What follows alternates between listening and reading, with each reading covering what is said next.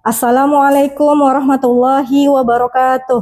Kepada yang terhormat Bapak atau Ibu dosen penguji, perkenalkan nama saya Hilda Junanda BR Harahap, mahasiswa PPG Kementerian Agama batch 4 tahun 2025 dari LPTK Universitas Negeri Medan Program Studi Pendidikan Kimia dengan NIM 8253710384.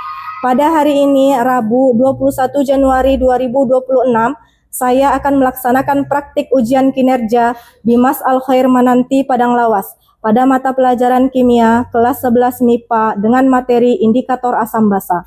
Selamat menyaksikan dan terima kasih atas perhatian Bapak dan Ibu. Wassalamualaikum warahmatullahi wabarakatuh.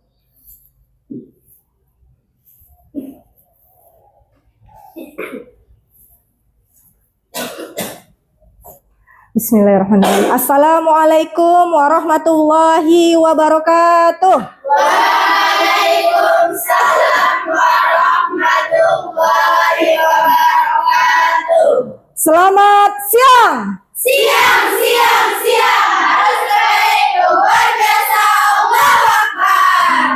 Kaifa halukunna ya ukhti? Alhamdulillah inna bil khair. Wa kaifa haluki ya ummi? Alhamdulillah bi khair. Anak-anak Umi semuanya ngantuk?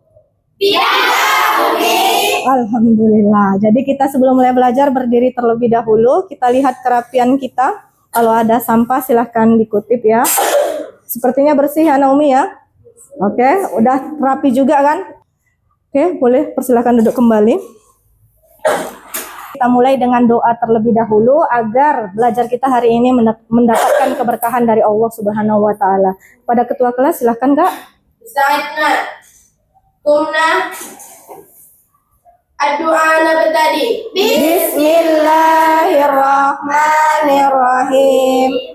Rabbana zidna ilman warzuqna fahma wa amalan solihan mutaqabbalan amin ya rabbal alamin. Oke anak Umi semuanya, Umi absen terlebih dahulu ya. Kak Denti, oke. Kak Deva, izin. Kemudian Kak Dwi, izin ya.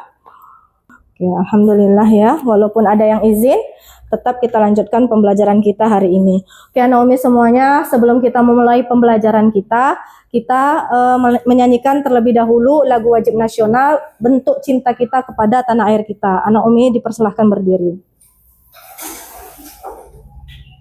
Satu nusa, satu bangsa, satu bahasa kita dan bahasa kita bela bersama.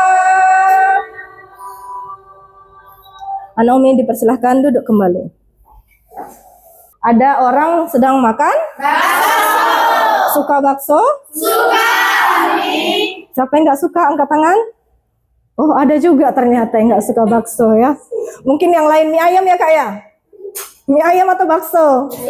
Oh nasi goreng, beda cerita nasi goreng ternyata ya. Oke anak Umi, minggu lalu kita sudah belajar di pertemuan sebelumnya yaitu mengenai asam dan basa. Sekarang Umi mau nanya, apa yang dimaksud dengan larutan asam basa? Siapa yang bisa menjawab? Umi. Oke Kak, silahkan. Asam adalah jika dalam air akan menghasilkan ion H+. Oke. Sedangkan jika basa, apabila ia dalam air, ia akan menghasilkan ion OH-. Oke, kita ulangin ya. Asam dalam air menghasilkan ion H+. Kalau basa dalam air menghasilkan ion OH-. Adik-adik ini sedang minum es apa? Kira-kira rasanya seperti apa? Asam gitu. Kalau dia asam berarti sifatnya asam. Tapi kalau misalnya di sini pernah nggak ada yang mencicipi sabun? Tidak. Sabun itu bersifat basah. Tapi nggak semuanya ya yang harus dicicipin. Contohnya ini, bisa nggak dicicipin? Tidak. Apa rupanya ini? Air aki. Tidak bisa dicicipin. Jadi bagaimana caranya biar supaya kita tahu air aki itu bersifat asam atau basah? Maka hari ini kita akan mempelajari tentang indikator. Oke, sekarang Umi bacakan tujuan pembelajaran kita hari ini. Peserta didik menganalisis perubahan warna. Jadi anak Umi menganalisis perubahan warna yang kita sudah bawa indikatornya. Ada 5 untuk menentukan sifat asam dan basah suatu larutan melalui kegiatan eksperimen. Jadi kita berpraktikum di sini. Diskusi kelompok dengan ketepatan analisis yang logis, kritis, dan berbasis data hasil pengamatan. Itu yang pertama. Yang kedua, peserta didik mengevaluasi kelayakan berbagai indikator. Jadi kakak evaluasi, ini layak nggak ya jadi indikator? Ketiga, peserta didik dapat merancang solusi pemilihan indikator alami alternatif untuk menguji asam basah sederhana dengan memanfaatkan bahan di lingkungan sekitar secara kreatif, aman, dan bertanggung jawab. Umi punya video motivasi untuk pembelajaran kita hari ini. Nanti anak-anak Umi tanya apa ibroh atau manfaat dari melihat video ini.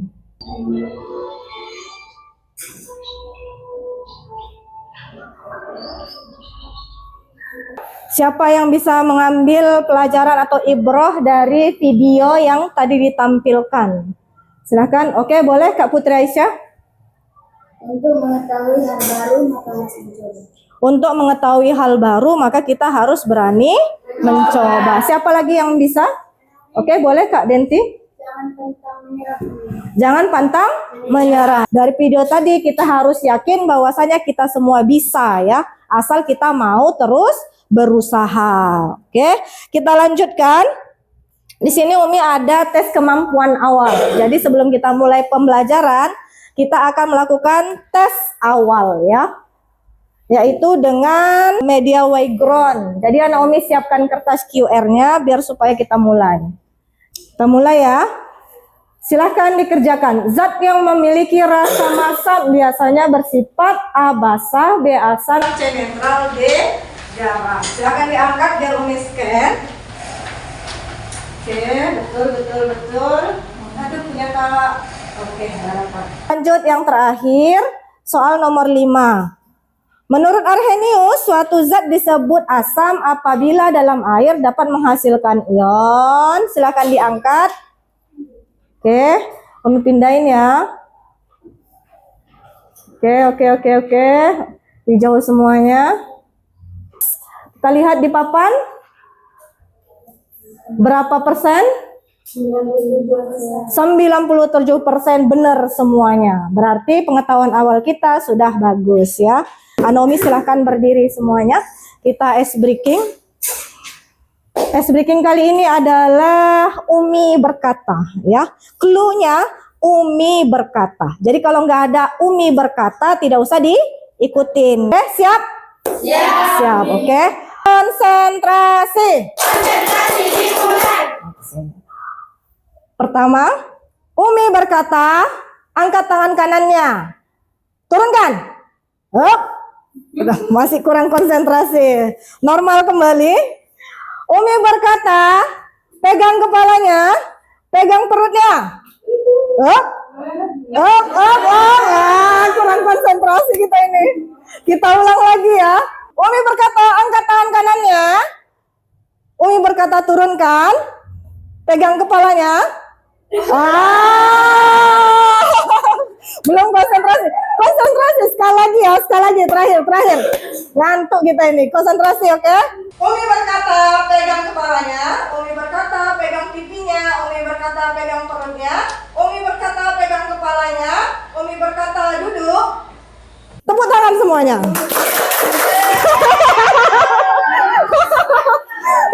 Nggak pakai tepuk tangan harusnya.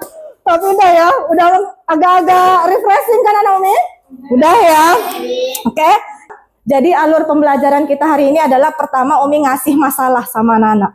Jadi anak-anak Umi semuanya Umi berikan masalah. Karena pembelajaran hari ini kita harus berdasarkan masalah. Kemudian membentuk kelompok. Kelompok sudah kita bentuk semalam. Jadi udah duduk per kelompok masing-masing. Melakukan praktikum dan berdiskusi menyelesaikan permasalahan dalam LKPD. Menjawab LKPD dan mempresentasikan hasilnya di depan kelas.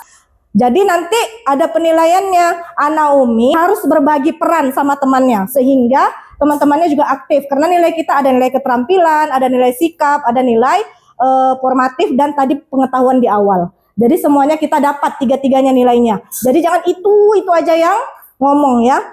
Dibagi nanti. Kemudian kelompok lain menyimak dan menanggapi kelompok penyaji. Kemudian kita sama-sama menarik kesimpulan dan Umi juga melakukan evaluasi sekali lagi, kemudian melakukan refleksi bersama-sama.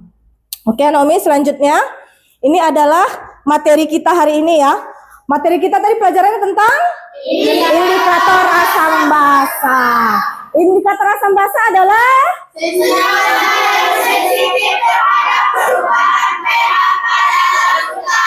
jadi dia sensitif pada larutan asam dan basa.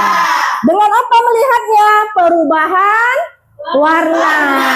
Indikator itu dibagi dua, indikator alami dan indikator buatan. Alami contohnya apa tadi yang udah kita bawa ini? Kol, kunyit, apa lagi? Teh. Kemudian indikator buatan yang mana contohnya? Yang ini ya.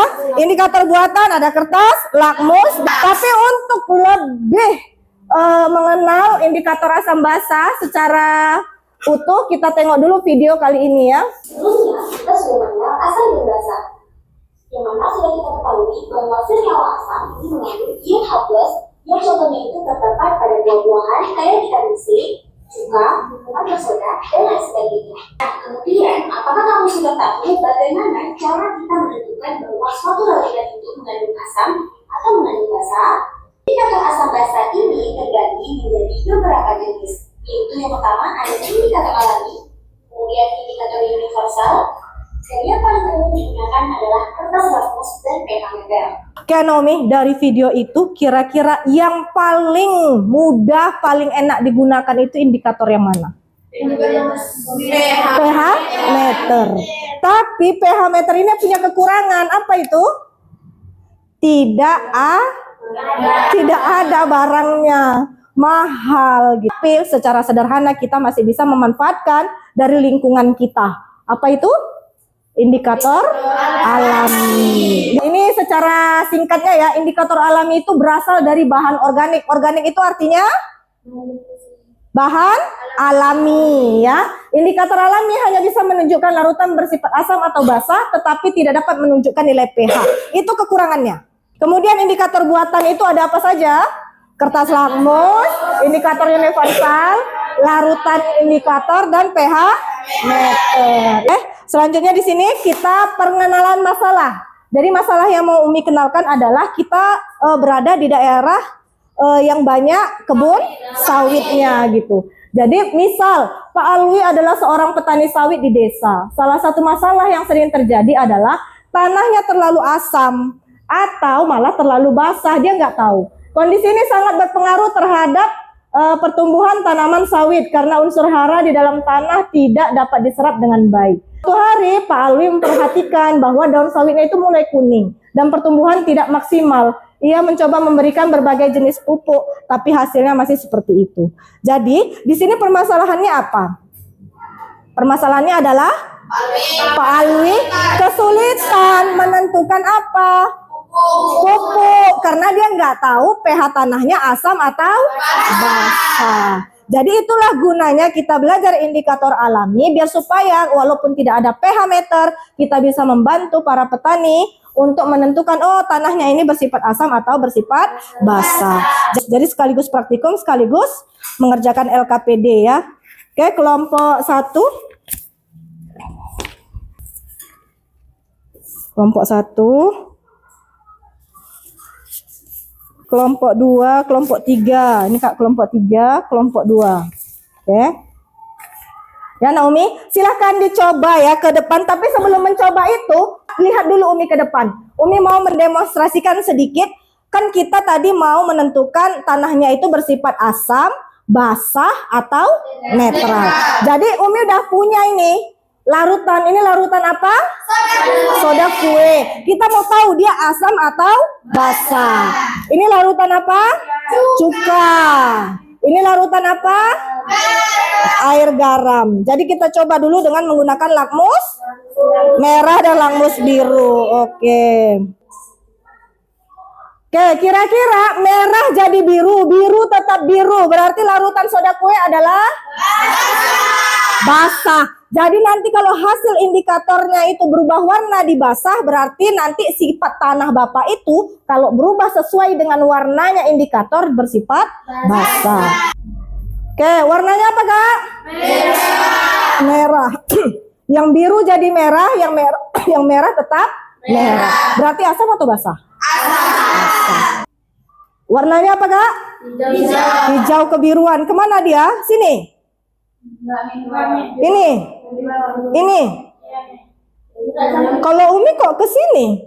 Ini 8. Oh, berarti pH-nya 8 soda kuenya ya. 8 asam basah. Karena di atas 7. Oke. Sekarang Umi silahkan melakukan praktikum di mejanya masing-masing dengan menggunakan indikator alami ya. Silahkan dicoba Umi. Ini yang kelompok ini yang di sini ya. Silakan dicoba sekalian mengisikan LKPD-nya ya. Jika ada yang mau ditanya, boleh ditanyakan. Oke, Naomi, ini ada bahan bacaan kalau ada yang bingung ya. Bahan bacaan tentang indikator alami. Jadi kalau misalnya nanti ada bingung, boleh dibaca-baca di sini. Kita boleh nengok ini, boleh juga nanti dibaca. Ada beberapa cara untuk kita belajar ya.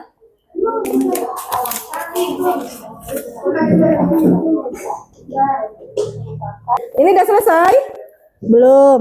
Yang sudah selesai harap ditaruh di tong sampah belakang ya, biar bersih.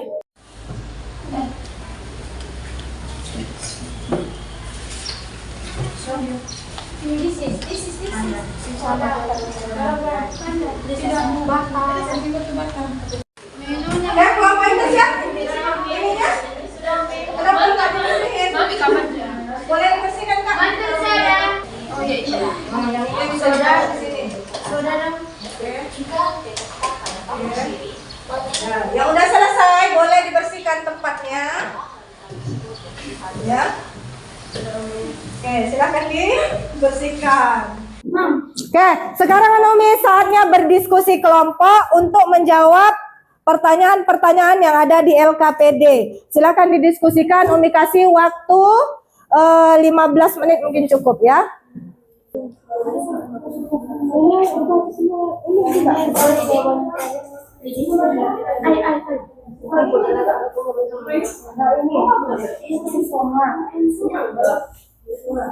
Kelompok orang Umi tadi, kira-kira yang mana yang tidak bisa dijadikan indikator asam basah? Pandan. Kelompok ini pandan. Yang paling bagus? Ulmu. Kalau kelompok ini ada kesulitan dalam praktikum? Tidak, Umi. Kalian sama, Kak? Sama. Oke ya. Udah selesai rupanya semuanya? Ya, Umi. Biar kita presentasi ke depan. Oke? Kita set. Kelompok 1 yang pakai rambut. Kelompok 2 yang warna pink.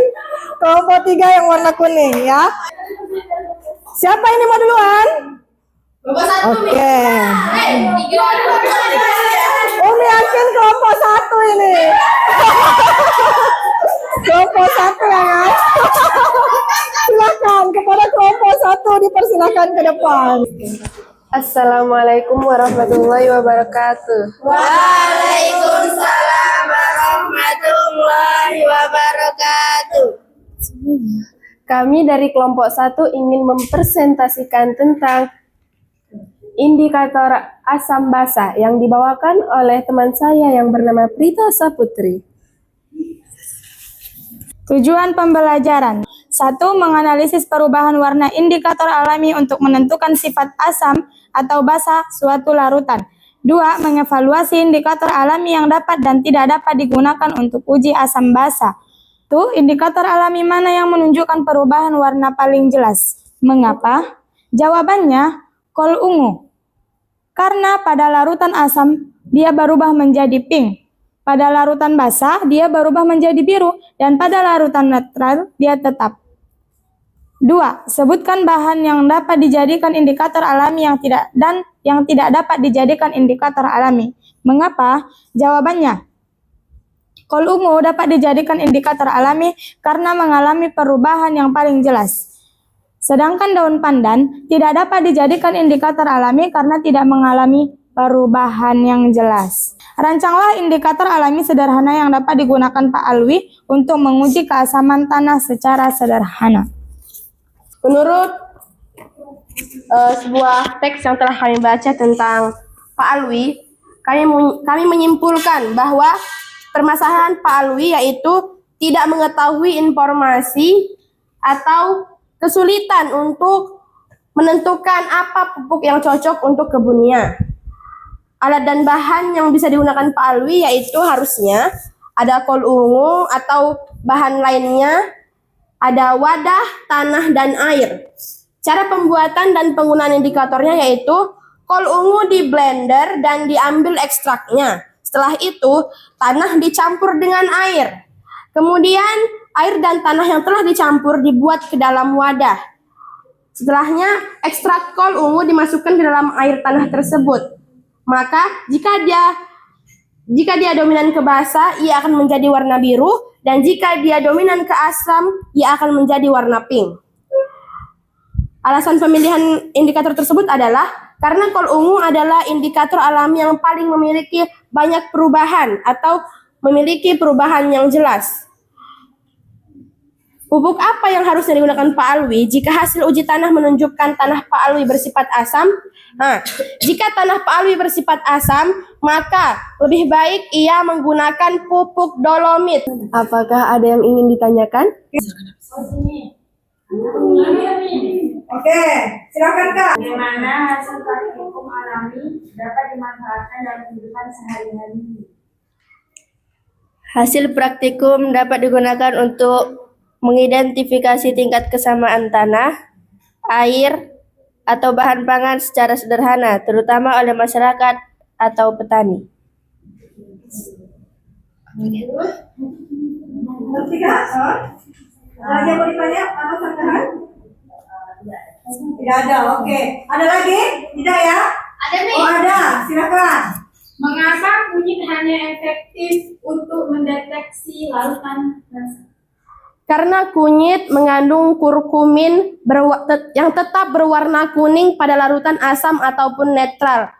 Dan jika ia berubah menjadi warna merah kecoklatan, maka ia adalah larutan basah. Oke, benar ya. Berarti kunyit itu bakalan agak kuning kecoklatan ya kalau dia dalam larutan basah. Tapi kalau di asam dia itu terlalu tipis, ya terang, terlalu tipis dari yang aslinya, maka bisa digunakan untuk indikator Basah. Cukup sekian presentasi kami. Kami akhiri dengan wassalamualaikum warahmatullahi wabarakatuh. Waalaikumsalam warahmatullahi wabarakatuh. Ya Naomi, tepuk tangan sekali lagi untuk kelompok 1. Oke, untuk selanjutnya kelompok 2 dan kelompok 3. Assalamualaikum warahmatullahi wabarakatuh.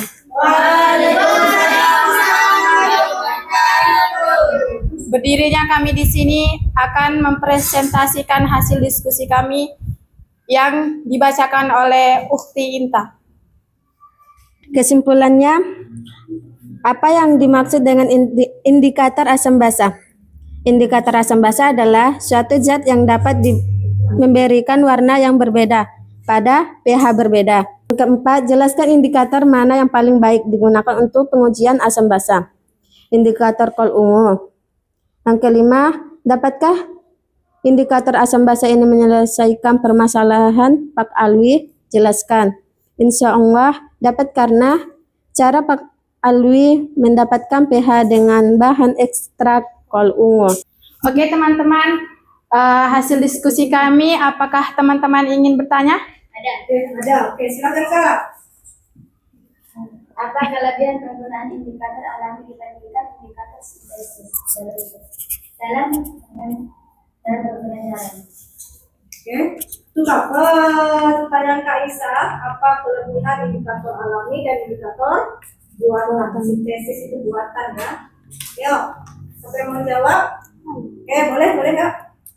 Kelebihannya ialah indikator alami mudah diperoleh dan ramah lingkungan, lebih mudah dan lebih aman, sehingga lebih cocok digunakan dalam pembelajaran lingkungan. Sedangkan indikator buatan, contohnya pH meter, yaitu yang terlalu mahal dan jarang didapatkan, sehingga indikator alami lebih mudah Umi mau anak Umi melakukan refleksi terlebih dahulu. Ini dia. Umi kasih kertas tempel dan anak Umi bisa menempelnya di bagian sini ya. Untuk refleksinya, silakan dijawab jawabannya saja. Oke, ini Kak sebagai refleksi. Oke ya, Umi baca 2. Jadi refleksi kakak-kakak semua dan umpan baliknya hari ini salah satunya ya. Pertanyaan pertama, bagaimana perasaan kalian setelah melakukan pembelajaran hari ini? Jawaban kawannya happy banget yang satu sangat senang. Semoga semakin menyenangkan dan semoga lebih paham sama materi yang diberikan selanjutnya. Oke? Itulah dia tadi hasil dari refleksi kita pembelajaran kita hari ini. Sekarang kita melakukan uji formatif kembali. Silahkan siapkan QR-nya. Oke, siap-siap Kak. Seorang petani menguji tanah kebunnya menggunakan ekstrak kol ungu. Warna larutan berubah menjadi merah muda. Berdasarkan hasil tersebut, kesimpulan yang paling tepat adalah A. Tanah bersifat basah. Kakak yang baca ya. Kalau udah, silahkan diangkat. Umi scan dari sini. Oke, betul yang 44 ini. Yang ini betul semuanya juga. Yang ini. Oke, 14 semuanya sudah masuk. Kita lihat jawabannya. Betul semua. Oke. Lanjut. Pertanyaan yang kedua. Untuk membantu petani sawit di daerah terpencil, siswa diminta membuat solusi uji keasaman tanah yang murah dan ramah lingkungan. Mana yang paling tepat? Oke. Ini salah satu orang ya. Jadi hasil dari formatif kita hari ini adalah 91% sudah memahami indikator asam basa. Jadi Umi anggap pembelajaran kita hari ini sudah tercapai ya. Oke Umi semuanya. Untuk di akhir pembelajaran ini, maka kita harus menyimpulkan bersama-sama apa yang sudah kita pelajari hari ini ya. Oke, kesimpulan. Yang pertama, indikator asam basa alami. Tidak semua bahan alami dapat dijadikan indikator asam basa. Betul atau tidak? Betul ya. Syaratnya, indikator yang baik harus menunjukkan perubahan warna yang jelas dan konsisten pada larutan asam dan basa. Apa yang paling konsisten kakak lihat dari praktikum tadi? Kol ungu. Kemudian yang kedua urutannya? Kunyit. Yang ketiga? Kulit manggis. Yang keempat? Teh. Terakhir? Pandan. Berarti kalau misalnya pandan sama sekali tidak bisa. Jadi jangan rekomendasikan itu kepada Pak Alwi. Apa yang direkomendasikan? Oke. Umpan balik hari ini adalah kakak-kakak semua sudah belajar dengan baik. Paham kan? Paham ya insya Allah ya. Paham ya insya Allah. Jadi pembelajaran hari ini ketika Umi lihat, alhamdulillah semuanya sudah mencapai target. Terbukti dengan tes formatif kita yang sampai 91% ya. Berarti hanya beberapa yang tinggal miskomunikasi ya. Jadi untuk pembelajaran selanjutnya, Umi berharap anak-anak Umi lebih semangat lagi ya. Semangat?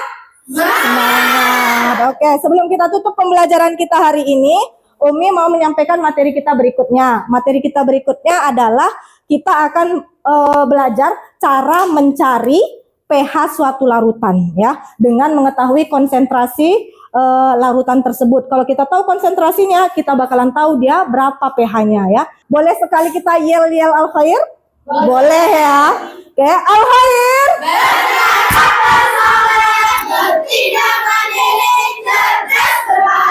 Allahu Akbar. Kita tutup dengan doa ya. Silakan Kak, bawa doanya.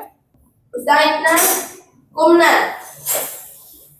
Addu'ana bertadi. Subhanakallahumma wa bihamdika asyhadu an la ilaha illa anta astaghfiruka wa atubu ilaik. Salimna.